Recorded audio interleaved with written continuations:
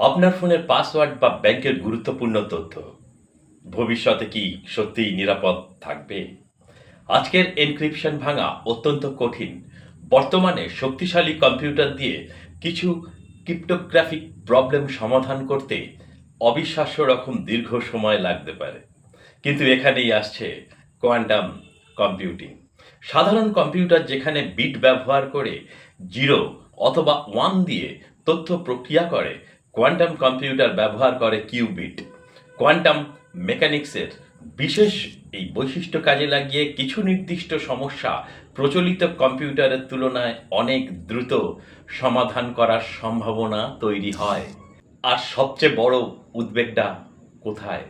ভবিষ্যতে যথেষ্ট শক্তিশালী এবং ফল্ট টলারেন্ট কোয়ান্টাম কম্পিউটার তৈরি হলে সোর্স অ্যালগরিথম ব্যবহার করে আজকের কিছু বহুল ব্যবহৃত পাবলিক কি ক্রিপ্টোগ্রাফি যেমন আরএসএ, এলিপ্টিক কার্ভ ক্রিপ্টোগ্রাফি ঝুঁকির মুখে কিন্তু পড়তে পারে।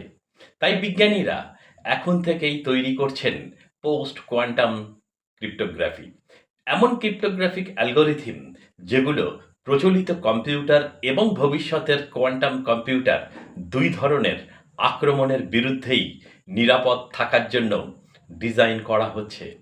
অর্থাৎ কোয়ান্টাম কম্পিউটিং শুধু ভবিষ্যতের প্রযুক্তি নয়, এটা আজকের সাইবার সিকিউরিটিকেও বদলে দিচ্ছে। তাহলে কোয়ান্টাম কম্পিউটিং মানব জাতির জন্য আশীর্বাদ নাকি নতুন সাইবার সিকিউরিটি বিপদ? আপনার মতামত কমেন্টে জানাবেন। আর প্রযুক্তি নিয়ে এমন সহজ ও তথ্যভিত্তিক ভিডিও পেতে অবশ্যই আমার সাথে থাকবেন। ফেসবুক থেকে দেখলে ফলো করে, ইউটিউব থেকে দেখলে সাবস্ক্রাইব করে।